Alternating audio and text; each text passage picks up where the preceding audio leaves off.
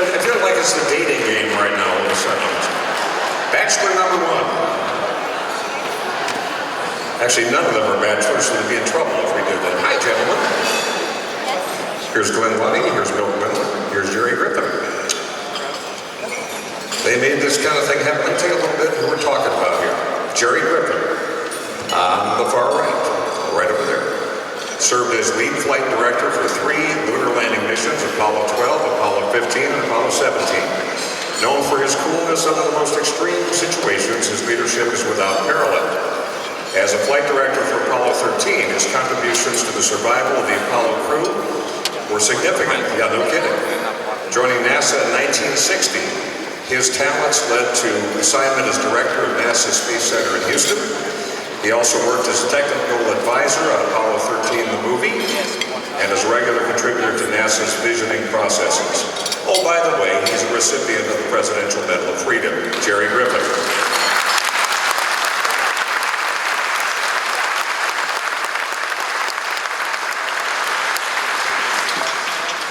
Glenn Lunny, right here, a vital part of NASA's key moments since its creation in 1958. He's 197 years old. It's amazing how he's held up. He is truly a Plankover when you think about it. It's 1958, when you think about space history. Glenn has been a key mission control leader and a Christopher Kraft protege. You saw Chris Kraft in the video. From the Mercury missions all the way through the space shuttle, including overseeing the first international space mission. During the Apollo 13 crisis, Glenn was just taking his shift. It's like, well, another day at the office. And NASA faced its first huge crisis in space with Apollo 13, the challenge of having to power up the lunar module while transferring guidance and navigation data to it from the dying command module. This is where a lot of people get confused and they say, I'm sure glad we got Tom Hanks back safely. That would be Jim Lovell, who often comes to our museum as well. Glenn's experience, leadership, and memory, his exceptional quick thought process, all of that critical in the success of his team during those first harrowing hours. He ascended to the role of Chief of Flight Directors. To this day, he's a NASA advisor. His son went on to be a flight director as well, kind of runs in the family. Yep, he says better than he. And young flight directors want to be like him, and yes, he's also a recipient of the Presidential Medal of Freedom, Glenn Lunny.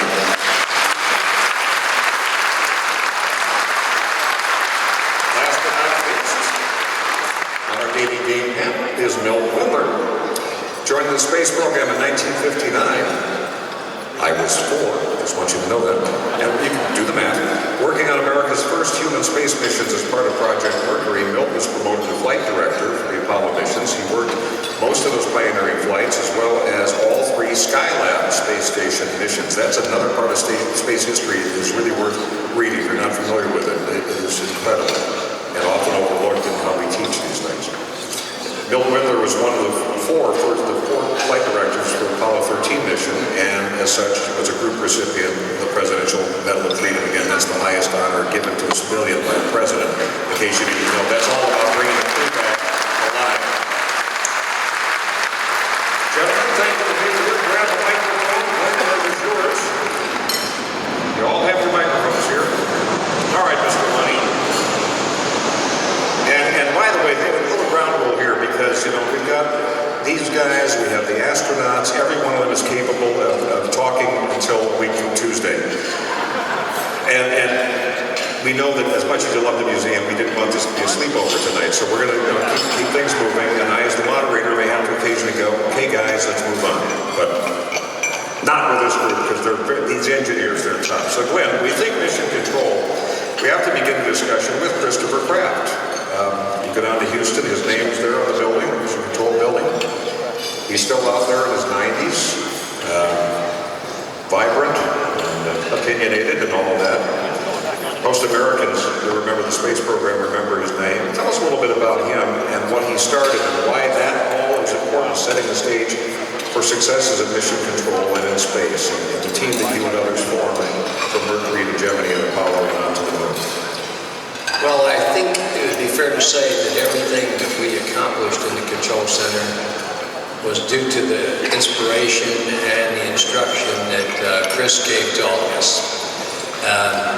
He invented this idea of the control center, and it's changed over time, but it really hasn't changed fundamentally. It's still the same thing that it was when he started. Chris had a knack for being able to see what was going to happen next and prepare for it. He was very good at that, and he did that so many times.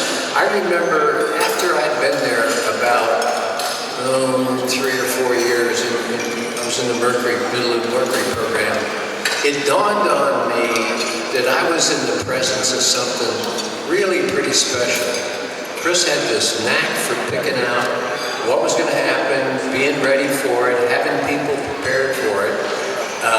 And then when the time came, he took his positions, and he took them very firmly, without question as to what he really meant.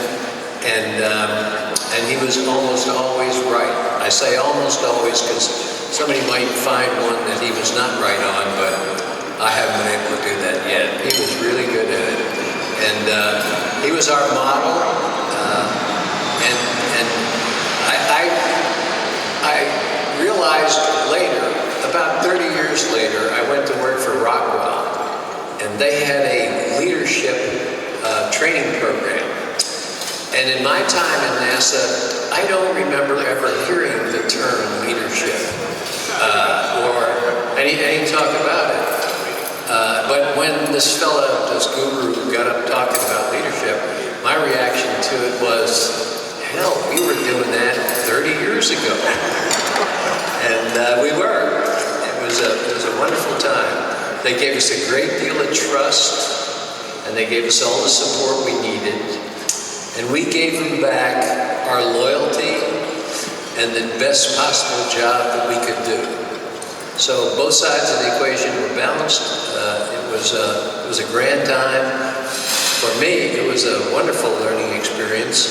And I think for all the people who even today still work in that environment, they are affected by Chris Kraft, whether they know it or not. That's right. And if you ever have a chance, if you haven't had a chance, go down to Houston, go to Space Center Houston and explore some of that, take the tours and see what goes on there. Living, breathing place that it is. And Jerry Griffin, talk a bit about the relationships between Mission Control and the astronauts and how it benefited the quest to reach the moon. Again, you've got President Kennedy laying out what the goal was, a pretty tall goal. We heard Chris Kraft, you're all going, what? By the end of the decade, really? Then you have, let's say, the very different personalities of the astronauts. It's like herding cats, but more so. I mean, you've got a lot of different egos to massage. Everybody is knowing what they want to do, and a lot of different personalities. Everyone from Mission Control to the astronauts. And you got to remember, these guys were all in their 20s, 30s, whippersnappers, anyways, right? You were 7 back then. So Jerry, what about that whole thing? Just getting that to come together with all those disparate personalities. The word that comes to mind when I think about astronauts and mission control is teamwork. We had a lot of, by the way, personalities in the control center that were a lot different. Yes. And but we were all very professional to be so young. For one thing, we followed Chris's model. That is, and let me just say real quick, I remember the first time I was at the Cape for a Gemini flight, and I had to debrief a launch simulation, and I had to turn around and look into the eyes of Chris Kraft and speak. And I think my voice went up about 3 octaves, and it was, when you were in Chris's presence, you knew it, and you became a dear, dear friend later, but boy, you scared the hell out of that first time. Astronauts and Mission Control, we were all operations people. And when you think flight operations, there's only one thing that you think of, and that is to get the job done and get it done safely and accomplish the mission. So we were on the same page. Another thing that helped is that most of the astronauts, I guess probably all of the astronauts that flew in Apollo, passed through the control center as a Capcom before. So they knew what we could do. We knew what the spacecraft, the people in the spacecraft could do, and it was different.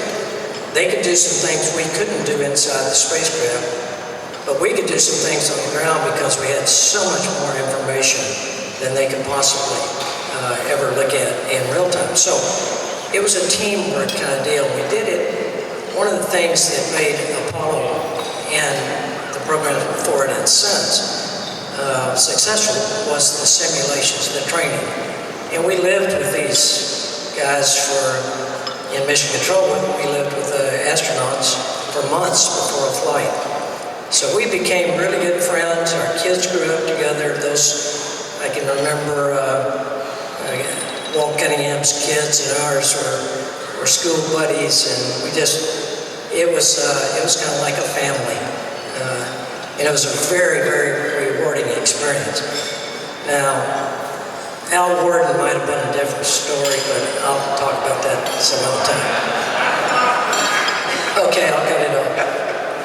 Put a heckling distance down there. It's good. It's good. Bill Wendler, what highlight in the race to the moon do you think was the most significant?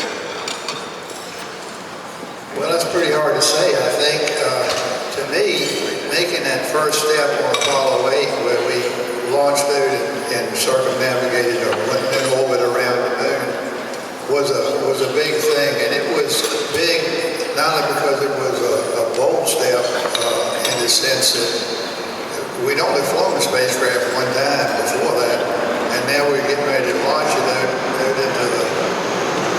into the area of the moon. And I thought that was a good thing for management to do, and the crew too had to support it to be able to take that step. When I was in the Air Force and thought about flying, it struck me that the big deal was to get off the ground and to get down, and what happened in between was usually not too. And so once we had to make the liftoff and get into some kind of an orbit, and we had to re-enter, then where you went in between maybe wasn't all that big a deal, but it was because of the navigation and all those kind of things that we didn't know much about. So I guess obviously landing on the moon and coming back okay was obviously a big deal, but that first flight to the moon was good, and it was particularly good because of the situation in the country at the time. We don't realize it too much now, but the country was in a serious turmoil in 1968, and I guess that's a thing that I would talk about. I would like to make one other thing about what Jerry said with the crew too, is that we spent a lot of time before the mission planning the mission with the crew and deciding what we could do and what the objectives were, and so by the time you got into the simulation, that, as he said, pretty much everybody has got the same goal in mind, and there wasn't a lot of discussion about what we were going to do, and usually the best way to do it, and all we had to do was to survive what the simulation people could throw at us, which fortunately was usually a lot worse than what really happened. Now thinking back to 68, and how many of you remember 1968? There were some people who were doing other things so they can't remember at the time, but some of those people are in Ocean Beach right now. But I'm just saying. But you remember how there were riots, there were assassinations, it was just bleak when people say, oh, it was never this bad, you go back to that, no, it was pretty bad, and that was Christmas Eve of 68. We had the 40th anniversary of Apollo 8 right here, and I remember Neil Armstrong saluting the crew. A lot of you guys were here. It was a great, great time, and such an important part for humanity the way the year was going. And again, it happened. These guys on the ground, astronauts, doing what was the unimaginable and the imagination capturing. But you guys made it look easy. Glenn, talk about this. You guys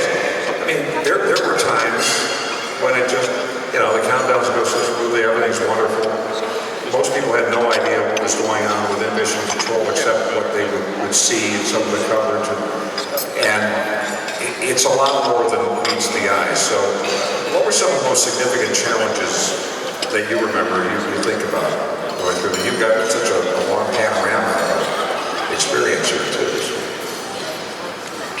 Yes. What really worked for us, I guess, were several things. First, we had a leadership team that gave us their trust. Secondly, we were trained by going through simulations. Jerry talked about that. And we got put through the mill when it came to simulations. And then we had to debrief them, in which case you had to admit what you did right, apologize for what you did wrong, and try to get off stage as rapidly as you could. But the training is what carried us through. And you find that in most professions, and certainly you do in the flying business. Well-trained people can respond to emergencies, and they don't get emotional or distracted about it. And it was the training that we went through that allowed us to do that. And the team did that many times, over and over and over again, and faced with difficult problems, many of them around the moon. And the team was able to solve those problems and affect the completion of what was the Apollo program at the time. And people seem to always think that it's a real high pressure thing, and I guess it is, but I never really thought much about the pressure of it. I was always anxious to do the best I possibly could in whatever circumstances we were faced with, and everybody was equally motivated, and in that respect, the training and the experience that we had is what carried us through the difficult times. And we had those rough times, difficult, and we became very comfortable with being in those kind of positions. And you listen to the tapes, and the level of voices does not really go up very much, if at all. And as a matter of fact, I always made it I guess it was a habit of mine or a characteristic of it, but I always tried to remain as calm as I possibly could and not communicate anything scary to the rest of the team. And by and large, the people who worked in the control center responded very well to that, and they were calm and dealt with what they had to deal with at the time. And I have to say, I was always extremely proud of men who were even younger than I was at the time. They handled some very difficult problems, and they did it very, very well. I'd like to mention something about that too. We had a great bunch of simulation people that knew the systems about as good as anybody, and they maybe didn't get a whole lot of credit, but they were very adept at coming up with what we might call weak points in some of our logic, and throwing problems out that would test the system. And sometimes they would find something in the simulation that turned out to be a real system problem, and something had to be fixed. And they were really pretty clever about that, and I think that had a lot to do with our success. Jerry, describe the feeling of mission control after one of those times when if anybody's temperature was going to go up and the voices were going to go up, it would have been after the Apollo on fire. I mean, there's this race to get this done to meet Kennedy's challenge, and there in early 1967, there's a scene, as you know, in the Cernan movie, where Chris Kraft is talking about it, and man, is it gripping. He says something like, "I listened to those men die." And there were people then saying, well, that's it. I mean, the space program's done. So when you look at that, and the feeling of mission control after that, and then where we had to go, the direction, talk about challenges. The atmosphere had to be just amazing, or was it still cool? Well, there was some of both. There was, like any aircraft accident, which all of you have been around, a lot of you have, the first reaction was just like everybody else, shock, sadness. But there was another element. It took us a few days, I think, but there was I'll use this term as anger. We were mad at ourselves because we had missed it. We had missed something that cost 3 lives of some very good friends of ours. So I think, though, that what Glenn mentioned with the coolness and the calmness moved in at the same time, just like it does in a fighter squadron or something when you lose an airplane. The mission has to go on. And I think it took us a little while to get to that stage, but I think within a few days, we not only were worried about what are we going to do to fix this, but how are we going to get on with the mission. And this is where, if there's anything that important that we say tonight, or at least that I say, we were blessed with the best leadership that you can imagine. And it started at the very top with the president in the Oval Office, and it came clear down to us, the Congress and so forth. I think to pull off something like Apollo, and particularly to survive the fire, had we not had the leadership that we did, it probably wouldn't have happened. Now, we had the Soviet threat that was pushing us, and we were in the middle of the Cold War. But I really do believe that the leadership knew the value not only of trying to win the space race, but what we were doing to really learn what to do in space exploration.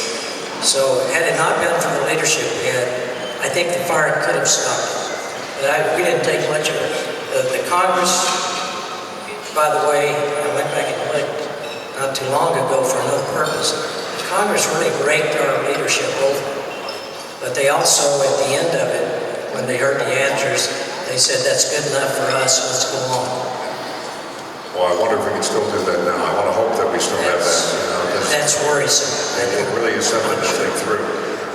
Obviously, that was hugely significant. It happened on the launch pad, which is not where you expect those things to happen. Glenn, when you think back, looking back at Mercury, Gemini, and Apollo, what's another significant early challenge which could have gone either way? Anything else come to mind? I mean, that's kind of what people say, well, that was significant, but early on, when it wasn't too far after we had exploding test rockets, and you see these highlight reels, the lowlight reels. The Apollo fire, it was interesting, and we all were involved in it at the time, but there was this overcurrent, if I can call it that, in Washington, D.C., and there seemed to be a willingness to consider not continuing. There was a willingness to cancel. And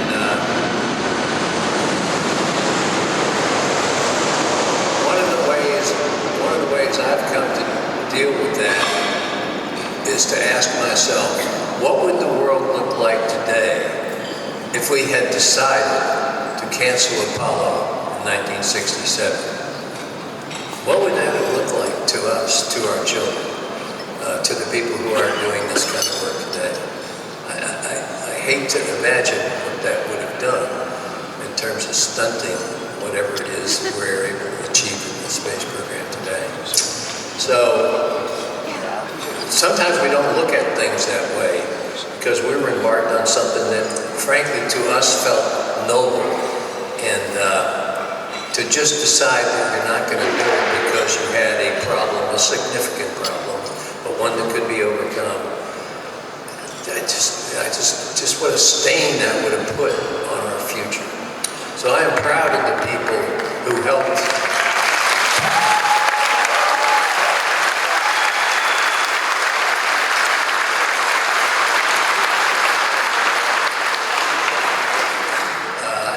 I'm really proud of the people that kept this thing on track. I'm going up in October. Chris Chris is being inducted into the Aviation Hall of Fame up at Wright-Patterson. And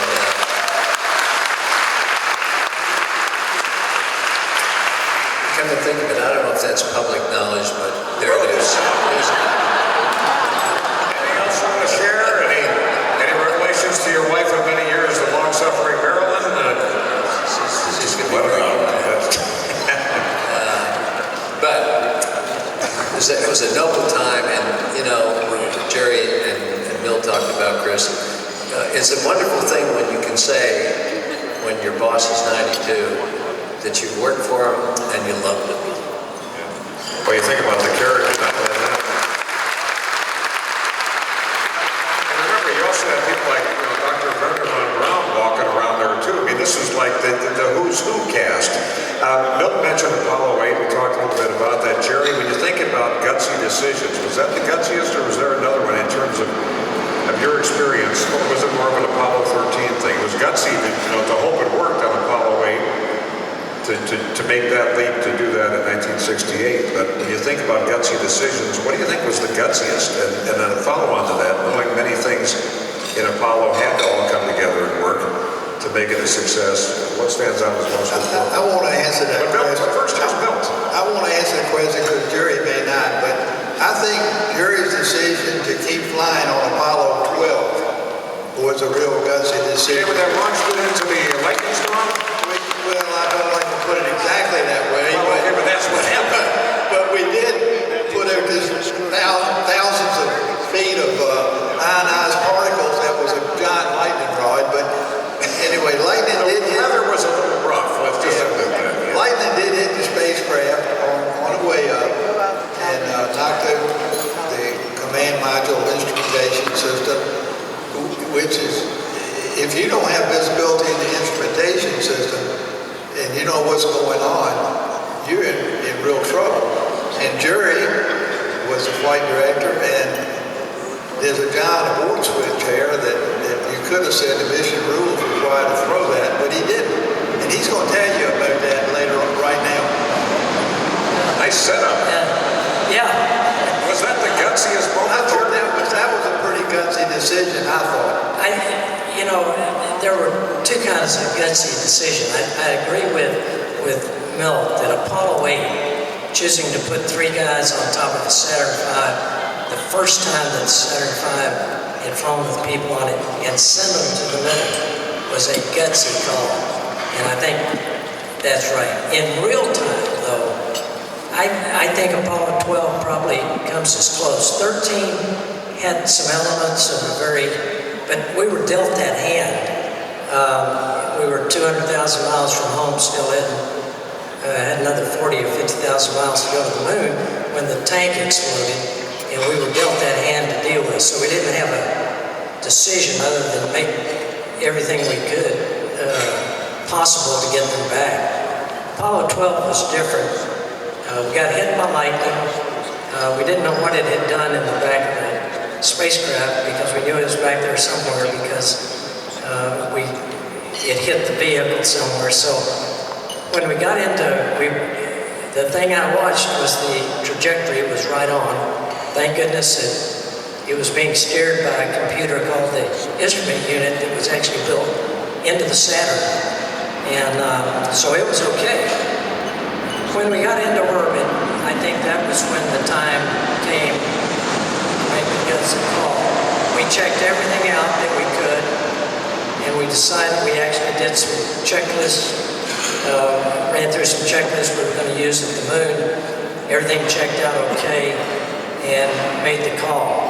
And the point I wanted to go through a little bit of that because it gets back to leadership. Chris Kraft, we were going through all this. It was my first time as a launch flight controller, and he came down and put his hand on my shoulder and he said, and he always called us young man. Everybody was young man. He said, "Young man, we don't have to go to the moon today." And I knew exactly what he was telling me. It's your call. And you've been trained, your team's trained, you got all this support behind you, the contractors, and so forth. And I said, okay. I just turned around and said, okay. And a few minutes later, it said, we're going for TLI, transmitter injection. And so we went on to the moon. But that leadership, and I think this is, I've heard Lundy use this term sometime, they gave us the keys to the car and let us drive. And they didn't second guess us. They didn't micromanage us. And if there's anything about today's society that just drives me bananas, is the top thinking they know better than the troops at the bottom. Well said. Mission control at its best, right here. Now, gentlemen, these chairs are really comfy, but we need to move on to our next exciting chapter. So don't get too comfortable here or out there, because we're going to have you come back all together for the finale night. But let's thank Jerry Griffin, Bill Griffin,